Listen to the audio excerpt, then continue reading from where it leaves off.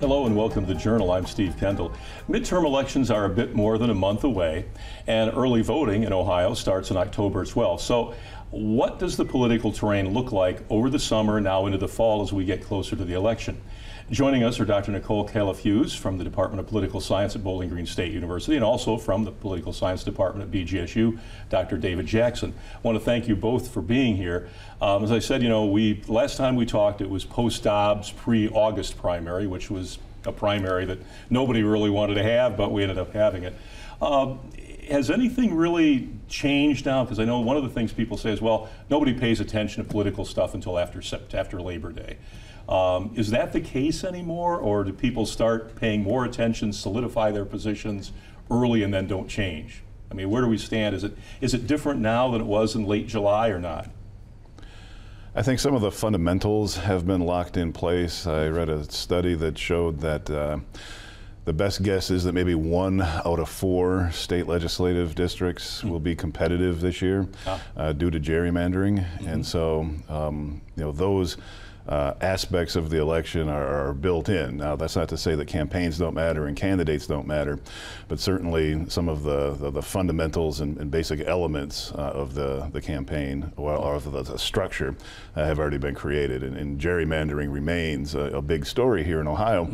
Because the voters tried really hard to pass some legislation that would make gerrymandering more difficult, but that appears to have not succeeded at all. Right. And I know I had Karen Kessler on from the state of Ohio, and that's been one of the big things that they've talked about, that we went through this whole summer, maps, unconstitutional, map, unconstitutional, ended up basically, as you said, with maps that aren't that much different in terms of which way they lean compared to the pre-amendments, which were, as you said, were supposed to cure that gerrymandering issue that Ohio is so famous for, but didn't happen. So, yeah. Yeah, I think it's really interesting because the amendments, when they were passed, I don't think anyone envisioned that we needed built-in enforcement provisions with them, and that's kind of what they're lacking, is there is no true enforcement. And if the people who draw the lines, which is members of the legislature and part of the redistricting commission, are free to ignore the constitutional amendments, then it puts the people in the same position they were in prior to 2015. Right, and that's, as you said, basically what's happened. We are no better off, really. As you said, 1 of 4 may be competitive, and even that's probably giving it the benefit of the doubt. You see it in the expectations game too, where the Democrats statewide in Ohio in the legislature have been in a very weak minority position for a long time. And it seems as if, one of their objectives might be to try to prevent a supermajority. And if that's one of your objectives going into a campaign being that low, you know that the structures have been placed in such a way as to make it very difficult for your party to succeed. Sort of like you can't win, you're not even playing for a tie, you're playing to just say, well, at least we won't be completely massacred when the election takes place. Well, the Democrats argued that since the state goes about 54-46% Republican versus Democratic, that the district should be drawn so it produces a legislature that's roughly 54-46. Republican position was that they win 80% of the elections statewide, so that it should be 80% in their favor. And so when the rules are being drawn by people who have a very explicit interest in the outcome of the election, you really shouldn't expect fairness to prevail. Yeah, and I think it's interesting as Michigan went through a similar process in terms of trying to correct its redistricting process, and what with citizens who are employed to do it versus political or elected officials, theirs got challenged a little bit, but it seems that theirs did come out a little more reflective of the electorate in Michigan versus Ohio, which, again, depending on which viewpoint you ascribe to, 80% or 54-46, we haven't made as much progress, at least in some people's minds. Other states have done that too. 10 years ago, or a little over 10 years ago, California moved to a citizens redistricting commission, which is kind of the same approach. But all of those assume that the people who are serving on those are without any kind of political interest or without bias. And that's not a fair assumption of really anyone. So, and there's been movements to have computers do it because you can make a computer draw the lines in a truly unbiased way. But there's little support for that because the situation we have now is essentially legislators pick their own districts. And if you are in the state legislature, why would you ever give that power up? Sure. Oh yeah. Why? Yeah. If you're in, yeah, exactly. And that's the dilemma that we see, that no one wants to give any ground either way. But it does leave us then with that same situation, that it looks as if, at least for the most part, Republicans will continue to control the state at the statewide level, all of those offices, pretty much it looks like, and then the legislature as well, which, as you said, the reduced expectation as well, we'll at least try not to have a complete supermajority if you're a Democrat. If you're a Republican, you're thinking, hey, this is great, best thing that's ever happened. What would be, and I think you were saying it too, that no one thought that the lack of that we needed an enforcement element, but obviously, if there's no reason for you to be forced to toe the line, human nature being what it is and political power being what it is, nobody's going to toe the line unless somebody makes them do it, and obviously that hasn't happened here. Yeah. Well, yeah, it's legislators choosing their own districts, legislators choosing their own constituents, and that produces an outcome that's not unexpected. Now, that's not to say that things like candidate quality don't still matter, that money doesn't still matter, but you can probably go along, if you only knew the partisan lean of a district, that would be a useful fact to know if it was the only fact you knew to try to predict the outcome of that election. And then looking at issues like candidate quality and the amount of money, those follow that, because the parties and the candidates look at a district that's plus 20 in favor of the other political party, and they're not going to find a quality candidate to run, and the state party's not going to spend any money on it. Right. Yeah, because it's pointless. Yeah, there's no reason to it. You're just wasting money. Although there were arguments in the past that you would try and make somebody spend their money in a district that wasn't really competitive, just to pull the money from some other district that was, but that doesn't probably work either. The parties go, well, you can't fool me. We're not going to throw money in a district. We're going to win 80 to 20 anyway, or 75 to 30, or 75 to 25, something like that. We've got just a moment. We can come back to this, but maybe we should think about what are our alternatives. What's the next step with redistricting in Ohio? How do we address this issue, or can we even address it? We can talk about that when we come back. Back in just a moment here on The Journal with Dr. David Jackson and Dr. Nicole Kalaf-Hughes here on The Journal. Back in a moment. Thank you for staying with us here on The Journal. Our guests are Dr. David Jackson and Dr. Nicole Kalaf-Hughes. When we left, we can move on from this, but yes, we have a situation that there is no incentive to change the rules for redistricting, and you have a legislature and a redistricting committee that basically told the Ohio Supreme Court to pound salt on this. Well, you can't make us do this. You can tell us it's unconstitutional, but we're not changing our minds. And what are you going to do about it? It's kind of their approach to it. So what's the solution to that?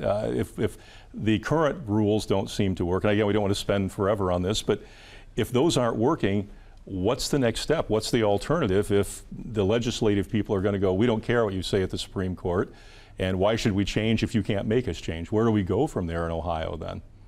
Well, I think if you're at the point where you're ignoring the Constitution and you're ignoring the Supreme Court's decision as it relates to the Constitution, you're kind of in a really tough spot because the Constitution is supposed to be the enforcement mechanism, and that's kind of gone out the window. Right.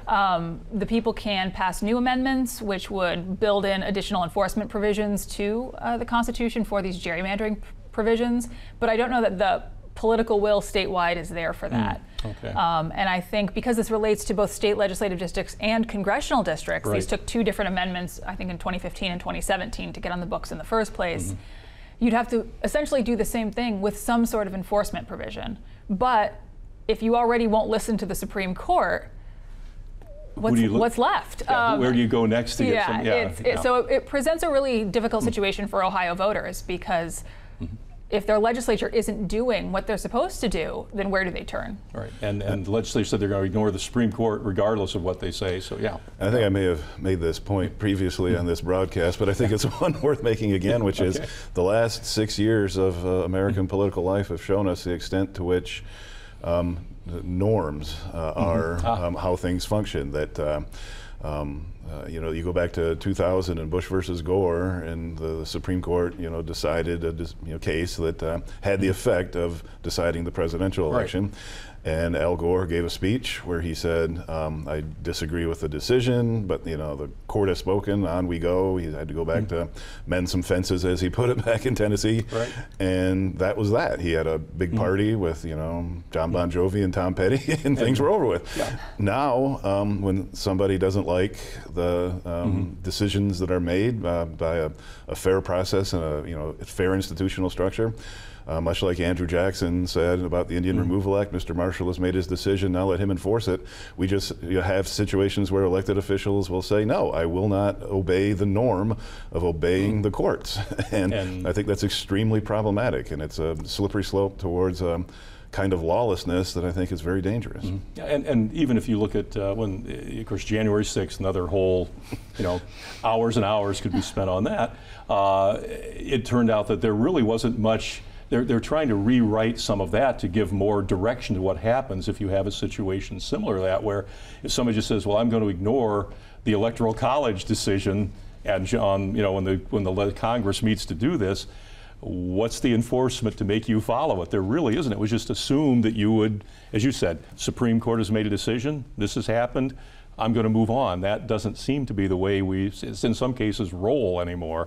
It's like, well, I don't like your decision, and I'm not going to stop. I'm not going to follow the convention, the norm of, okay, I've lost, I'm moving on. No, I'm going to stand here and keep litigating. Well, we're going to litigate, we're going to keep going, but we're still working on the 2020 presidential election, it seems. Right. But that's how that goes. Now, with regard to redistricting, and very close to us, the 9th Congressional District, which was referred to in the previous iteration as the snake on the lake, has now been redesigned, and it was pretty much a Democratic district the way it was drawn out before. Now it's much more competitive as part of this, the redrawing of that. What does that stand? Because that was, as I said, pretty much a Democratic district. The person who'd been there, I think had been somewhere in the 80s, probably one of the longest serving Congress people there. Now that's a sort of competitive district because of the way it's been redrawn. What does that mean right now? Because two pretty much diametrically opposite candidates in that one, you probably couldn't find two people more different.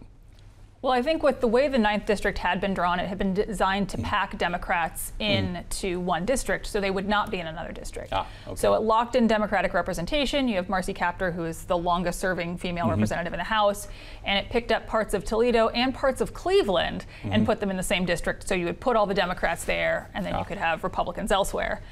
When they redrew the districts, which again the court has said these are not constitutional, but we're going to go with it anyway, they said that they redrew the districts to break that up. They wanted to get Marcy Kaptur out of office, and so they drew her district in what would be a Republican-leaning district. And so what you saw, now you still have Marcy Kaptur running to hold her seat, and you saw Republicans have a relatively competitive primary with two more traditional Republicans and then one Republican who is much further to the right, I think was at January 6th, has aligned himself with QAnon, and he actually won the seat to the surprise of the other two or the primary, to the surprise of the other two more traditional Republicans who were competing for it. And so you've ended up in a situation where you have Marcy Kaptur, who has been in the district for a long time, running against a very much newcomer Republican who is not only ideologically opposed, but in recent weeks has come out with potentially misrepresenting his military service and assorted other factors. Now, again, I know we go back to 2016 because we were talking about the presidential election then. That usually would pretty much derail a candidacy. If it turns out to be true, if it's accurate, all of that. That misrepresenting your military record used to be like the most obscene thing you could do as a candidate. Well, other things, but that was considered really incredibly disrespectful for everybody who had served and all that. But will that really have much effect? I mean, you would think that it would, but then, as you said, David, the conventions don't matter anymore. What we think are the norms don't follow anymore. I mean, is that we don't know, but how serious will that be? Because you used to think, well, that'll be the end of that. Well, no, maybe it won't be. Maybe it'll be like, whatever. All politicians lie, so why are we surprised, I guess? Maybe that's the attitude people have now. Well, I think Democrats think it's going to matter because there's been some allegations and evidence to suggest that nationwide Democrats have intervened in Republican primaries to encourage the most Trump-centric, MAGA-oriented candidate because they think they have a better chance of beating that candidate. Right. Now, the trouble with that is they wanted Reagan to get the governor's nomination in California, and I think it was 65 or 66, and they were glad he got it until he won, and then eventually became president. So one lesson that the parties ought to bear in mind is that, you know, they don't know the other party's primary electorate and general electorate as well as they know their own. So, so getting involved in that kind of meddling might not be a good idea. Now, I don't know or believe that there was any meddling in the Republican primary in the 9th District, and it just had two mainstream moderate Republican candidates get, you know, outrun by a political novice. And candidate quality then becomes a factor. So, as we talked about it before, in terms of, you know, gerrymandering and the structures that set the framework in which the campaign happens, the campaign does still matter, and the Republicans are now saddled with a Republican nominee who was at January 6th, and the captor commercials and Democratic Party commercials have been brutal on that, and who may have misrepresented his military service, which seems like a really big unforced error, since he in fact served honorably, and there was no need to go to. Most people don't serve, and most voters respect those who did. So there was no need, you know, to aggrandize the service. So it seems like a really big forced error on his point. It was a chance for a Republican pickup. It still is, obviously, a chance for a Republican pickup. But I think that the balance is now shifted back toward captor, especially with the big announcement of the $760 million investment by GM in Toledo, showing, you know, that. She can bring, bring the bacon back to, you know, which still is important. We need to take a quick break. When we come back, we can talk a little more about that, because difference between primary elections and general elections, we can touch on that a little bit too. Back in just a moment here on The Journal. Thanks for staying with us on The Journal. Our guests are Dr. Nicole Kalaf-Hughes and Dr. David Jackson, Bowling Green State University Department of Political Science. You know, we've focused on the 9th District because it's the one closest to us. We're, you know, adjacent to it, and it's the one that's been reconfigured in a way that makes it competitive, whereas before, as I think as you said, Dr. Hughes, it was packed to be a Democratic district. That way you weren't distributing Democratic voters in other districts, making those competitive. The difference, and I think Dr. Jackson, you touched on this, is the primaries are a lot different than the general election, and it's played out in the 9th with the Republicans. Obviously, Marcy Kaptur on the Democrat side not opposed because she's an incumbent for the last 30 some years. But it's a different group of voters, and sometimes, as you said, you'd like to think the parties know their own electorate better than the other party does. But in this case, that didn't happen because you had two very establishment Republicans running against a newcomer, which newcomers seem to be, that seems to be an advantage now versus, well, you're not a typical politician. But so how does that difference between a primary and a general, this is what you end up with sometimes, is what some people would consider an extreme candidate versus a mainstream candidate on the Republican side. Yeah, I think it's going to be pretty typical of what we start seeing. It's with primaries, you're only campaigning to your party. So if you're running as a Democrat, it's Democrats who are going to be voting. If you're running as a Republican, it's Republicans who are going to be voting. So you only have to appeal to them. And historically, what we would see is that candidates would end up pretty far on the extremes, or just move out kind of to the sides, where they're trying to pick up kind of some of the extreme voters, but then you'd swing back to the middle for the general election because you have to appeal to the moderates to actually win whatever the seat is that you're running for. We're not seeing that as much anymore. So we're seeing more extreme candidates in the primaries getting the nominations, but then not able to really, or not interested in, swinging back to the middle. And in the general election, regardless of whether you're an established long-term candidate like Marcy Kaptur, or you're a complete political novice, you still have to appeal to the district as a whole to win. And the 9th District isn't gerrymandered enough to lock it in for the Republicans without swinging back a little bit more to the center, a little bit. To the center. Because there are a lot of voters who are either moderate Republicans or slightly more conservative Democrats who are not going to go for someone who is so far to the left or so far to the right.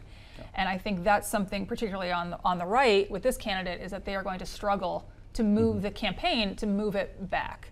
And I think that's why you're seeing statewide Republicans reluctant to even comment on his military service. And you've started to see more kind of traditional Republicans just not say a lot.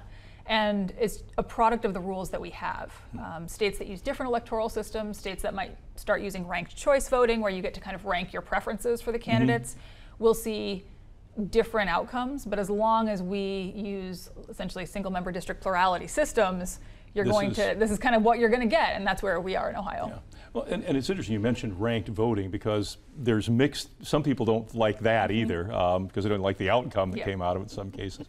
And maybe it'd be interesting to see if you went back and looked at that Republican primary and did ranked voting to see if you could computer generate something and see whether it made a difference or not. But it does leave an interesting, although I noticed that the Republican candidate is now saying, well, before I put on a tie, I was a working guy, and he's much more mainstream looking. Not that, I know we're casting him as being extreme, but he doesn't, he has some opinions that are a little different than maybe some people's. So he's sort of making an effort at that, but the question is it too little too late now? Clearly that image makeover attempt was driven by the party believing it had a chance to win the district and believing it had to appeal to moderate voters. The word I've heard is that a major media buy that the Republican Party was planning for that district has allegedly been canceled. And I've seen media reports of that, which suggest that the allegations about the exaggeration of service may have caused the Republican Party to say we should probably spend our money somewhere else. And a lot of the stuff we're talking about here is, of course, district specific too. So as my colleague pointed out, the 9th district isn't gerrymandered enough where the candidate can overcome. I mean, if it was a plus 20 Republican district, it's a different situation, right? Then also we talked about the idea of newcomers and people who've had no experience. Right. That's something that I think is nearly unique in our society, in that when it comes to automobile repair or heart surgery, we want the person who has the most experience. Not the one who, the first time I ever opened the hood on the car and work on your engine. What's under there? Yeah, that'll be a good idea. But somehow we tend to celebrate the political outsider, the novice.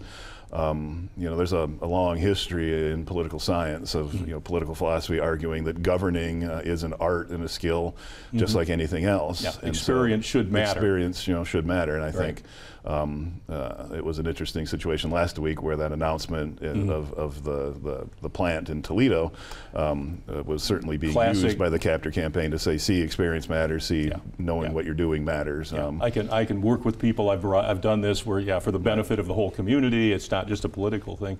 But it's interesting you mentioned that, because when I was talking with Karen Kassler last week, she said one of the things that statewide the Democratic Party is trying to do is push the fact that there's been, in their mind, a lot of corruption in state government.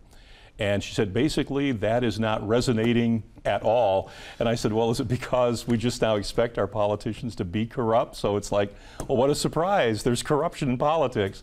I mean, you wouldn't think it'd be that cynical, but then you start to wonder when you hear that. It's like, they're just sort of like, well, yeah, we expect that kind of stuff to happen now. And maybe it's that sort of way, too, because there's not the vetting process for candidates that maybe there used to be. As you said, a newcomer can somehow take care of a couple of establishment Republicans who had long-time connections, were well-connected statewide, locally, had done everything as state representatives and state senators, had all those skills, and yet people went, no, we're not interested in you. We like this other guy who has done none of that. So you're right. It's like, as we said, convention turned upside down again. Well, philosophically and practically, the point you made earlier just then was about corruption, and everybody's corrupt. I think that's a slippery slope and a dangerous road to walk down too.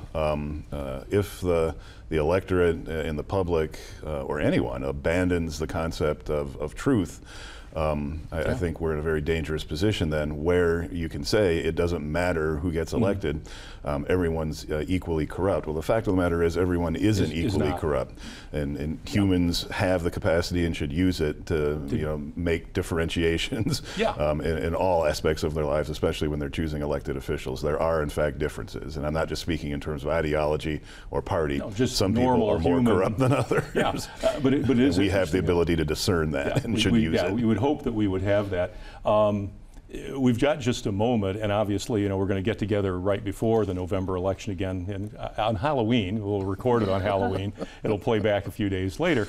Right now, is there any kind of feel for what's going to happen in the state of Ohio? I know obviously we believe the Republicans are going to retain control of all the statewide offices. Is there any reason to think that won't happen? Any reason to think they won't control both sides of the legislature when everything settles back in? All of the data I have seen would suggest that. I don't think, and while I'm reluctant to predict, because I have been wrong in the past, all of the data I have shows that Republicans are going to retain control of both houses and retain the governor's seat. And I think the fact that the news reports I've seen have said that Governor DeWine is choosing not to participate in any debates. Right. I think they're pretty confident of that, because I think they view participation in debates only as a negative. And so I think both parties are confident that of what the outcome's going to be. At the state level. At state level, right. Okay. Well, we're going to have to leave it right there, I guess, but I said we're going to get back together in about another month or so and see if anything's different then than it was the month before this. You can check us out at WBGU.org, and of course you can watch us every Thursday night at 8 o'clock on WBGU-PBS. We will see you again next time. Good night and good luck.